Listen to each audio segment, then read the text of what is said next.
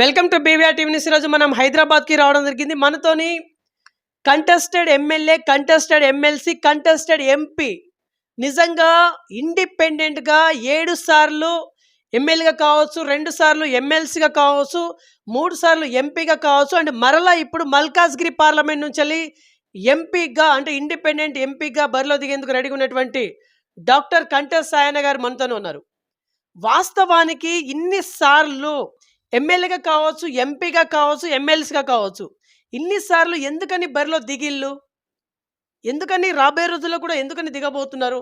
కంటె సాయన్న గారికి ఏం కావాలి?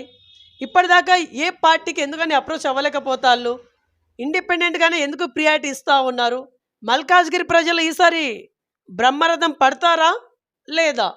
వాస్తవానికి మల్కాజ్గిరిలో ఉన్నటువంటి సమస్యల పట్ల కంటె సాయన్న గారికి ఉన్నటువంటి అవగాహన ఏంటిది? ఇట్లాంటి హోల్ ఇన్ఫర్మేషన్ ఇందులో తెలుసుకునే ప్రయత్నం చేద్దాం. నమస్తే సార్, బాగున్నారా? నమస్కారం. బీవీఆర్ టీవీ న్యూస్ ఛానల్కు స్వాగతం, సుస్వాగతం. ఈరోజు వరంగల్ నుంచి నన్ను ఇంటర్వ్యూ చేయడానికి వచ్చినటువంటి ఛానల్ యాజమాన్యానికి, అదేవిధంగా వాళ్ళ స్టాఫ్కి నమస్కారం. అదేవిధంగా నేను మల్కాజ్గిరి నియోజకవర్గం నుండి ఇండిపెండెంట్ అభ్యర్థిగా ఎంపీగా పోటీ చేస్తున్నాను, నామినేషన్ వేశాను, అది యాక్సెప్ట్ అయ్యిందని చెప్పేసి తెలుసుకొని ఈరోజు బీవీఆర్ టీవీ న్యూస్ ఛానల్ వాళ్ళు మా దగ్గరికి రావడం జరిగింది. నిజంగా వాళ్ళకు ధన్యవాదాలు, కృతజ్ఞతలు. ఓకే. ఫస్ట్ సార్, నేను ఒక క్వశ్చన్ మిమ్మల్ని అడగాలనుకుంటున్నా. సార్, ఇప్పుడు 2 సార్లు ఎమ్మెల్సీగా కావచ్చు, 7 సార్లు ఎమ్మెల్యేగా కావచ్చు, 3 సార్లు ఎంపీగా కావచ్చు, ఇప్పుడు మరలా మీరు 4గోసారి ఎంపీగా. ఎందుకని సార్ ఈ రకంగా మీరు ఇండిపెండెంట్గా ఎందుకని బ్యాక్ టు బ్యాక్ ఎందుకని బరిలో దిగబోతున్నారు? థామస్ అల్వా ఎడిసన్ గారు ఒక బల్బును కనిపెట్టడానికి ఎన్నిసార్లు ప్రయోగం చేసిండ్రు. అన్నిసార్లు ప్రయోగం చేసినా కూడా అతను ఒకటే చెప్పాడు, నేను ఎన్నిసార్లు ఈ ప్రయోగాలన్నీ ఫెయిల్ అయినట్లు కాదు, ఇక్కడ మళ్ళొక్కరు ఇలాంటి ప్రయోగం చేయకుండా ఉండడానికి కూడా ఇది ఉపయోగపడుతుందని చెప్పేసి తను చెప్పినటువంటి విషయాన్ని మనం ఆదర్శంగా తీసుకోవచ్చు. అదేవిధంగా అబ్రహం లింకన్ గారు కూడా ఎన్నికల్లో పోటీ చేయగానే అమెరికా అధ్యక్షుడు అవ్వలేదు. కాబట్టి నాలాగే అనేక మంది ప్రయత్నం చేస్తున్నారు. కానీ నేను ఇందులో నిలబడడానికి ప్రధాన కారణం ఏంటంటే, నా దేశంలో ఉన్నటువంటి ఆర్థిక సామాజిక పరిస్థితులకు అనుగుణంగా ఈ దేశ రాజకీయ వ్యవస్థను రూపొందించుకొని మనం పరిపాలించుకున్నప్పుడు మాత్రమే ఈ ప్రజలకున్న సమస్యలన్నీ పరిష్కరించబడతాయి.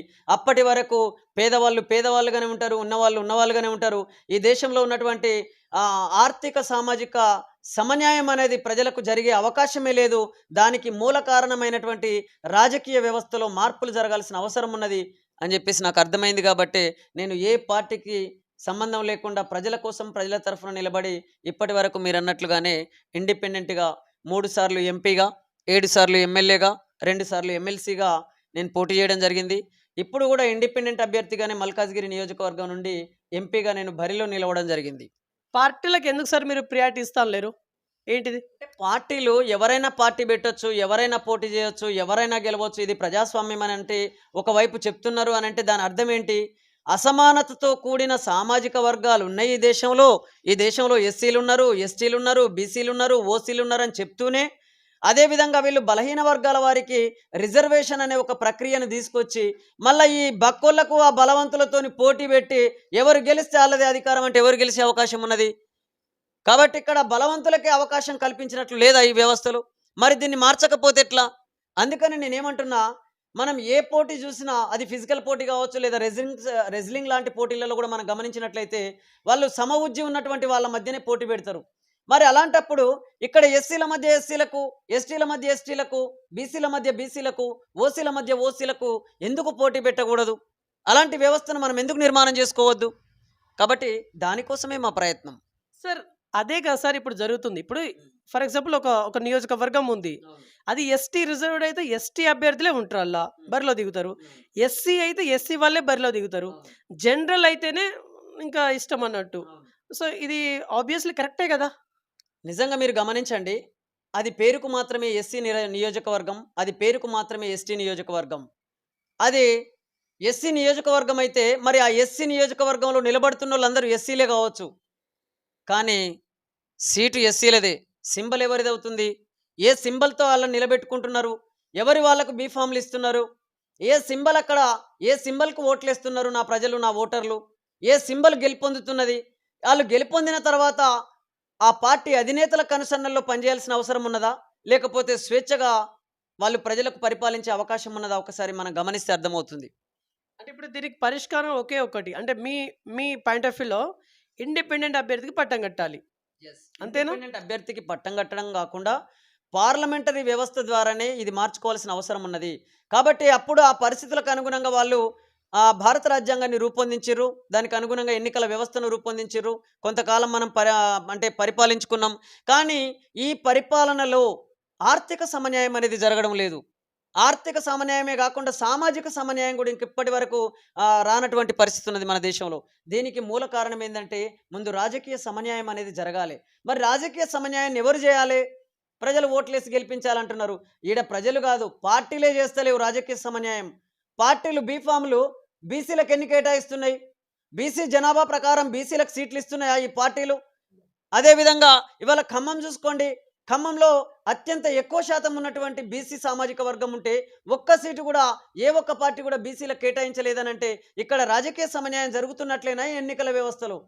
కాబట్టి సీటు ఎస్సీలదవుతుంది, సీటు ఎస్టీలదవుతుంది, సింబల్ మళ్ళీ ఓసీలదే అవుతుందని చెప్పేసి అనేక మంది మాట్లాడుతున్న మాటల్ని నేను మీ దృష్టికి తీసుకొస్తున్నాను. ఇవాళ ఒక బీఎస్పీ పార్టీ తప్ప మిగతా పార్టీల సింబల్ అన్ని ఎవరి? ఈ దేశంలో ప్రధానంగా కూటమిలుగా నాయకత్వం వహిస్తున్నటువంటి అటు బీజేపీ పార్టీ కానీ, అదేవిధంగా ఇటు కాంగ్రెస్ పార్టీ కానీ, ఈ పార్టీల యొక్క సింబళ్ళు ఏ అధినేతల చేతుల్లో ఉన్నాయి? అందులో ఎంతమందికి ఎస్సీలకు భాగస్వామ్యం ఉంది? అధినాయకుల్లో ఎంతమంది ఎస్సీలు ఉన్నారు? ఎంతమంది ఎస్టీలు ఉన్నారు? ఎంతమంది బీసీలకు భాగస్వామ్యం కల్పించిర్రో అవన్నీ కూడా పార్టీలు చెప్పాల్సినటువంటి అవసరం ఉన్నది. యాహ్! ఓకే. సరే ఇప్పుడు మనం మీ మల్కాజ్గిరి పార్లమెంట్ వరకే మనం మాట్లాడుకుందాం. యాక్చువల్లీ ఉన్నటువంటి 7 నియోజకవర్గాల్లో ఏమేం సమస్యలున్నాయి సార్? మీకేమన్నా అవగాహన ఉందా? మన దేశంలోనే అతిపెద్ద నియోజకవర్గమైనటువంటి మల్కాజ్గిరి పార్లమెంట్ కాన్స్టిట్యున్సీ నుంచి నేను అంటే 7 ఎమ్మెల్యే కాన్స్టిట్యున్సీలు ఉన్నాయి. ఇక్కడ ఎల్బీ నగర్, అదేవిధంగా ఉప్పల్, మల్కాజ్గిరి, మేడ్చల్, కంటోన్మెంట్, కుకట్పల్లి, కుత్బుల్లాపూర్ ఈ 7 ఎమ్మెల్యే నియోజకవర్గాల పరిధిలో ఇక్కడ పార్లమెంటరీ సీట్ ఉన్నది. ఈ పార్లమెంట్ నియోజకవర్గంలో అనేక చోట్ల కాలనీలలో ఇప్పటికీ మురుగునీరు డ్రైనేజీ వ్యవస్థ సరిగ్గా లేదు. అదేవిధంగా చాలామంది పేదవాళ్లకు తాగునీటి సమస్య ఎదుర్కొంటున్నటువంటి ప్రజలు అనేక మంది ఉన్నారు ఈ మురికివాడలలో. అదేవిధంగా చాలా చోట్లల్లో విద్యా వ్యవస్థ సరిగ్గా లేదు. గవర్నమెంట్ స్కూల్స్ సరిగ్గా లేవు. అదేవిధంగా గవర్నమెంట్ ప్రాథమిక విద్యా కేంద్రాలు ప్రాథమిక వైద్య కేంద్రాలు నిర్మాణం చేసినప్పటికీ అక్కడ కూడా డాక్టర్ ఉంటే మందులుండవు, మందులుంటే డాక్టర్లు సరిగ్గా ఉండరు. ఇట్లా ఒకవైపు రోడ్లు సరిగ్గా లేవు. అదేవిధంగా వాళ్ళు ఆర్థికంగా అనేక మంది పేద ప్రజలు రకరకాల ఇబ్బందులు ఎదుర్కొంటున్నటువంటి పరిస్థితి ఉన్నది. ఇవాళ అర్హులైనటువంటి పేద ప్రజలకు ఇటు ప్రభుత్వ సంక్షేమ పథకాలు కూడా పూర్తిగా అందనటువంటి పరిస్థితి ఈ నియోజకవర్గంలో ఉన్నది. ఈ సమస్యలన్నిటిని నేను గుర్తించడం జరిగింది. యాహ్! ఓకే. సరే ఇప్పుడు ఈ సమస్యలను గుర్తించిల్లు మీరు.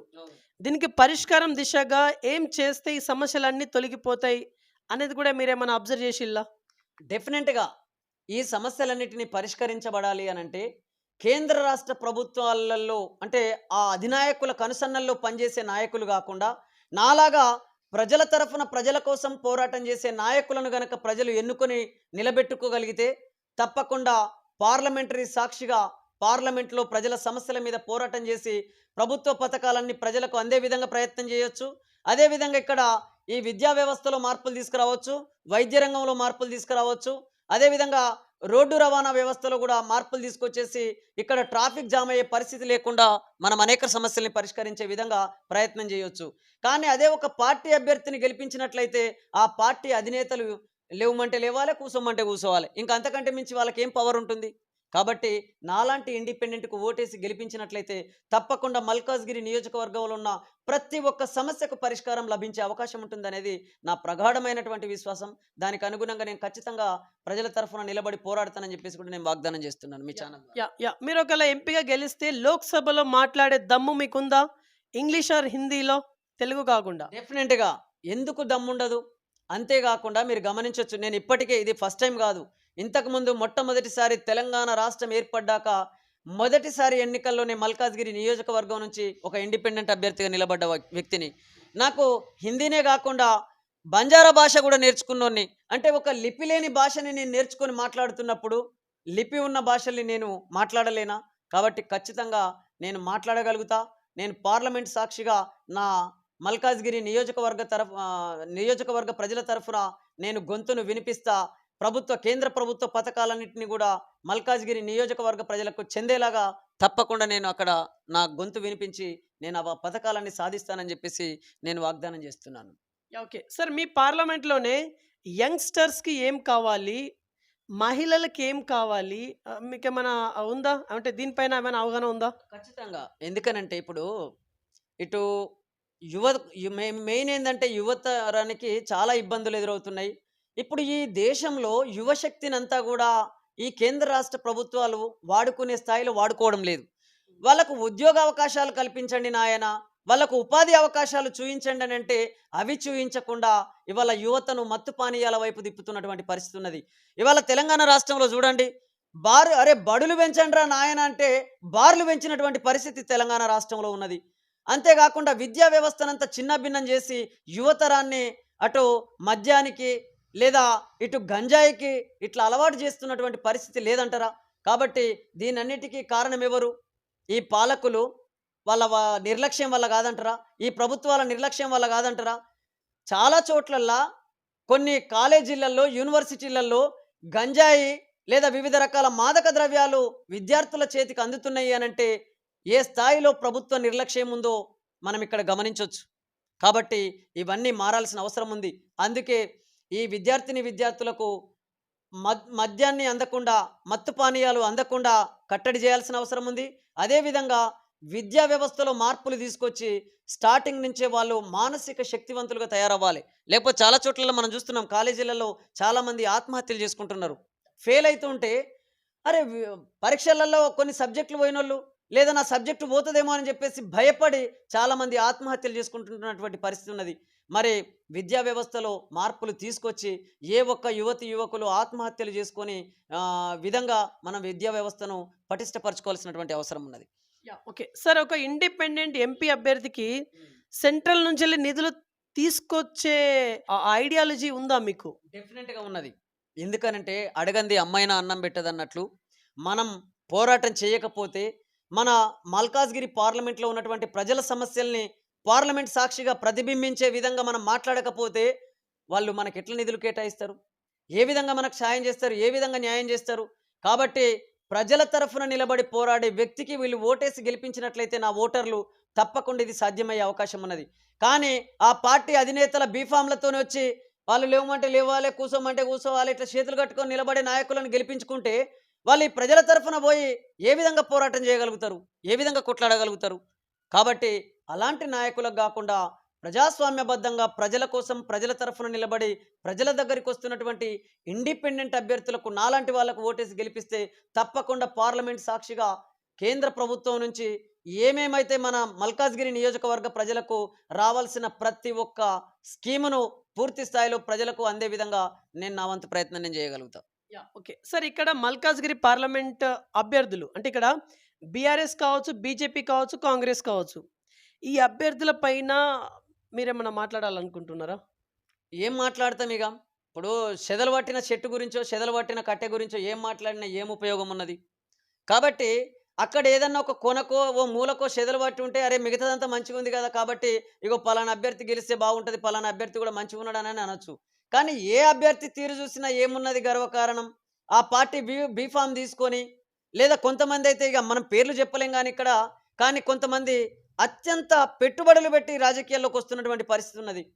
ఆ కింది స్థాయి క్యాడర్కు డబ్బులు ఇచ్చి లేదా రకరకాల వస్తువులు ఇచ్చి ప్రజల దగ్గరికి వెళ్ళి, అంటే వీళ్ళు పోలింగ్ బూత్స్ ఉంటాయి, బూత్ స్థాయి కమిటీలు ఏర్పాటు చేసి మరి అక్కడికి బూత్ దగ్గరికి వచ్చినటువంటి ఓటర్లందరినీ కూడా వాళ్ళు రకరకాల పద్ధతులలో మాకోటేయిర్రి అని చెప్పేసి ఇట్లా కమిటీలు ఏర్పాటు చేసి వాళ్ళ ఇంటి దగ్గర మొదలుపెట్టి నుంచి మొదలుకొని పోలింగ్ బూత్ దగ్గరికి వెళ్ళే వరకు కూడా రకరకాలుగా వాళ్ళను ప్రలోభ పెట్టే విధంగా వాళ్ళ మాటలు చెప్పుతూ ఓటేయించుకునే విధంగా వాళ్ళు బూత్ స్థాయి కమిటీలు ఏర్పాటు చేసుకొని వీళ్ళు ముందుకెళ్తున్నారంటే ఏ స్థాయిలో ఉందో వీళ్ళది చూడొచ్చు. కాబట్టి ఇలాంటి నాయకులకు ఓటేస్తే, డబ్బులు పెట్టి రాజకీయ నాయకులుగా ప్రజల్లోకి వస్తున్నటువంటి వాళ్ళకు ఓటేస్తే వాళ్ళు డబ్బులే సంపాదించుకోవాలని ఆలోచిస్తారు తప్ప నా ప్రజలకు సేవ ఎట్లా చేయగలుగుతారని నేను అడుగుతున్నా. ఓకే. సార్ మీకు ఎందుకు సార్ ఓటేయాలి? కంటె సాయన్ అనే వ్యక్తికి ఓట్లు ఎందుకు పడాలి? మీకు ఎందుకు వేయాలి అసలు? యాక్చువల్లీ ఓట్లు ఎందుకు వేయాలి మీకు? ఇప్పుడు నాకు ఓటేయకుండా మిగతా వాళ్ళకు ఓటేస్తే జరిగే లాభం ఏందో మీరు చెప్పాలి. అంటే ఏ ప్రభుత్వ అంటే మనం ఏ ప్రభుత్వ పథకమైనా ప్రజలకు అందాలని చూస్తాం. కానీ పార్టీ అభ్యర్థులకు ఓటేయడం వల్ల వాళ్ళ హైకమాండ్ ఎట్లా చెప్తే గట్ల వినాల్సొస్తది. కానీ నాకెవరున్నారు హైకమాండ్? నాకు నా మల్కాజ్‌గిరి నియోజకవర్గ ప్రజలే నా హైకమాండ్.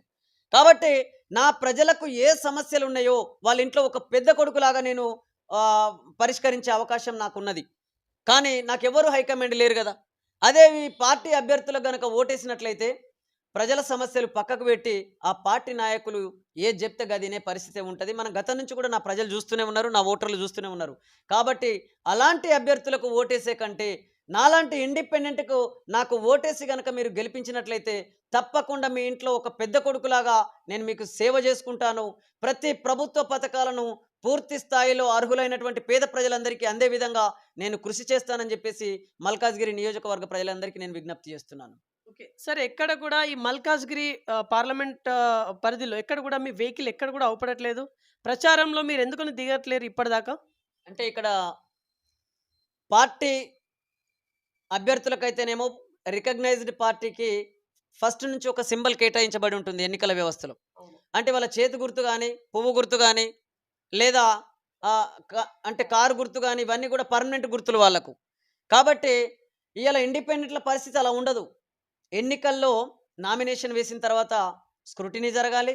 స్క్రూటినీలో యాక్సెప్ట్ చేయబడ్డ తర్వాత మళ్ళా విత్‌డ్రాయల్‌కి ఒక టైం ఉంటుంది. ఆ విత్‌డ్రాయల్ అయిపోయిన తర్వాత అప్పుడు సింబల్ అలాట్‌మెంట్ అనేది జరుగుతది. అప్పటి వరకు వీళ్ళు పార్టీల నాయకులు చేయాల్సిన ప్రచారం మొత్తం చేస్తూనే ఉంటారు. అందుకే నేనంటాను ఎన్నికల వ్యవస్థలో ఒక ఇండిపెండెంట్ అభ్యర్థికి, ఒక పార్టీ అభ్యర్థికి ఎంత డిఫరెన్స్ ఉన్నదో మనం ఇక్కడ గమనించొచ్చు. కాబట్టి ఇక్కడనే వ్యత్యాసం చూపిస్తున్నప్పుడు ఇది ప్రజాస్వామ్యబద్ధంగా ఎట్లా న్యాయం అనిపిస్తది? కాబట్టి ఇప్పుడు మాకెప్పుడిస్తారు? మళ్ళా ఎల్లుండి తర్వాత మాకు సింబల్ అలాట్‌మెంట్ జరుగుతది. ఇక మాకున్న టైం ఎంత? మహా అయితే 10, 15 రోజులుండొచ్చు. ఇప్పుడు ఈ 10, 15 రోజులు మేము ఈ నియోజకవర్గంలో ఉన్నటువంటి దాదాపు 31,50,000 మంది ఓటర్ల దగ్గరికి నా సింబల్‌ని నేను అతి తక్కువ టైంలో ఎట్లా తీసుకెళ్ళగలుగుతా? అందుకనే చాలామంది ఇండిపెండెంట్లు ఓడిపోవడానికి కారణం ఏంటంటే, పార్టీ సింబల్స్ ఏమో పర్మనెంట్ ఉంటున్నాయి. ఇండిపెండెంట్ సింబల్స్ ఏమో అప్పటికప్పుడు కేటాయించబడుతున్నాయి. కాబట్టి ఇక్కడ కూడా ఇది సమస్య ఉన్నది. అయినప్పటికీ రేపు ఇండిపెండెంట్‌గా నేను ఎప్పుడైతే నా సింబల్ అలాట్‌మెంట్ జరుగుతుందో నేను పెట్టుకున్నది ఏందనంటే ఒకటి వజ్రం సింబల్ అంటే డైమండ్ సింబల్ పెట్టుకున్నాను. రెండవది రింగ్ పెట్టుకున్నాను. కానీ మాక్సిమం నాకు డైమండ్ సింబలే వచ్చే అవకాశం ఉన్నది కాబట్టి ఆ వజ్రం సింబల్ ద్వారా నేను ప్రజల్లోకెళ్తాను. తప్పకుండా నాకు నమ్మకం ఉన్నది. ఎందుకంటే నేను అంతకుముందే ప్రజలకు ఒక సుపరిచితమైనటువంటి వ్యక్తిని. అంతకుముందే నేను ఎంపీగా పోటీ చేశాను. అన్ని నియోజకవర్గాల్లో నేను ప్రచారం చేశాను. అనేక సేవలందించాను. కాబట్టి ఇప్పుడు గూడా నా సింబల్ అలాట్‌మెంట్ జరిగిన తర్వాత తప్పకుండా నేను ఈ మల్కాజ్‌గిరి నియోజకవర్గ ప్రజల దగ్గరికెళ్ళి ప్రతి ఒక్కరిని కలిసి వీలైనంత మేరకు నేను వాళ్ళను ఆహ్, అంటే ఓటును చైతన్యం చేస్తూ ప్రజల్ని తప్పకుండా నేను ఓటేయించుకునే విధంగా నా వంతు ప్రయత్నం, నా ప్రచారం అయితే ఖచ్చితంగా కొనసాగుతదని మీకు తెలియజేస్తున్నాను. Yeah! Okay. Sir last and final question Malkajgiri parliament యావత్ ప్రజానికానికి ఇప్పుడు ఫైనల్లీ ఏమైనా చెప్పి ముగించాలనుకుంటున్నారా? లైక్ ఏదైనా వాళ్ళకొక మెసేజ్ కావచ్చు, ఏదైనా పిలుపు కావచ్చు. తప్పకుండా. మల్కాజ్‌గిరి నియోజకవర్గ ప్రజలు మీ సమస్యలన్నీ పూర్తి స్థాయిలో పరిష్కరించబడే విధంగా నేను మీ ఇంట్లో ఒక పెద్ద కొడుకులాగా మీకు పనిచేస్తానని చెప్పేసైతే నేను మాటిస్తున్నా. అదేవిధంగా మిగతా పార్టీల నాయకులు గూడా మీ ఇండ్లల్లకొస్తారు. గడ్డం పట్టుకుంటారు. అవసరమైతే కాళ్ళు మొక్కుతారు. అనేక మాయమాటలు చెప్తారు. మనం చూస్తూనే ఉన్నాం. ఇక మన పిల్లల ముడి గడుగుతారు, మూతి గడుగుతారు. ఎన్నికలయిపోయిన తర్వాత ఏ ఒక్కరు గూడా మన ఇంటికొచ్చే అవకాశం లేదు. కానీ నేను అలాంటి వ్యక్తిని గాదు. ఇవాళ చాలామంది అంటున్నారు, నాకు పార్టీ టికెట్లు ఇస్తామని అంటున్నారు. నన్ను రకరకాల ప్రలోభాలకు అంటే మీకు పదవులిస్తాం, మీకు నామినేటెడ్ పోస్టులిస్తాం, మీరు మా పార్టీలోకి రండి, లేదా మీకు పైసలిస్తాం, ఇట్లా రకరకాల ప్రలోభాలకు గురి చేస్తున్నటువంటి వాళ్ళున్నారు. అయినప్పటికీ కూడా నేను ఎవ్వరికీ తల వంచకుండా నా ప్రజలే నా హైకమాండ్‌గా భావించి నేను మేము దగ్గరికొస్తున్నా కాబట్టి తప్పకుండా మీరు మీ అమూల్యమైనటువంటి ఓటు నా డైమండ్ సింబల్ పైన వేసి నన్ను గెలిపించినట్లయితే తప్పకుండా మీ ఇంట్లో ఒక పెద్ద కొడుకులాగా సేవ చేసుకుంటాను. 5 సంవత్సరాలు నేను ఏ ఒక్కరోజు గూడా నా కుటుంబము నా గురించి ఆలోచించకుండా మీ కుటుంబమే నా కుటుంబంగా భావించి, మీ కుటుంబ సభ్యులే నా కుటుంబ సభ్యులుగా భావించి నేను మీకు సేవ చేస్తానని చెప్పేసి మనస్ఫూర్తిగా నేను మీకు వాగ్దానం చేస్తున్నాను. యాహ్! ఓకే. సార్ యాక్చువల్లీ ఎంతమంది ఉన్నారు సార్ ఇండిపెండెంట్స్ అభ్యర్థులు ఇక్కడ మల్కాజ్‌గిరి నుంచెల్లి? మీరు ఇంకా? నామినేషన్లు 114 వేయడం జరిగింది. అందులో 37 నామినేషన్లు యాక్సెప్ట్ చేయబడ్డాయి. మిగతాయి రిజెక్ట్ చేయబడ్డాయి. కాబట్టి ఇప్పుడు విత్‌డ్రాయల్ టైమ్ ఉన్నది. మనకు రేపు అంటే ఈరోజు రేపు కాబట్టి ఇందులో ఎవరెవరు విత్‌డ్రా చేసుకుంటారు? ఏ కారణం వల్ల విత్‌డ్రా చేసుకుంటారో మనకు తెలియదు కాబట్టి ఎంతమంది బరిలో ఉంటారో, ఎంతమంది విత్‌డ్రా చేసుకుంటారో తెలియదు కాబట్టి మనం ఇప్పుడే చెప్పలేం. రైట్. సో ఇదండి ఇవాల్టి ఇంటర్వ్యూ. నెక్స్ట్ మరొక ఇంట్రెస్టింగ్ మరి ఇంపార్టెంట్ అవుతా మీద చూస్తున్నాను. BVR TV news. Until then bye. Take care.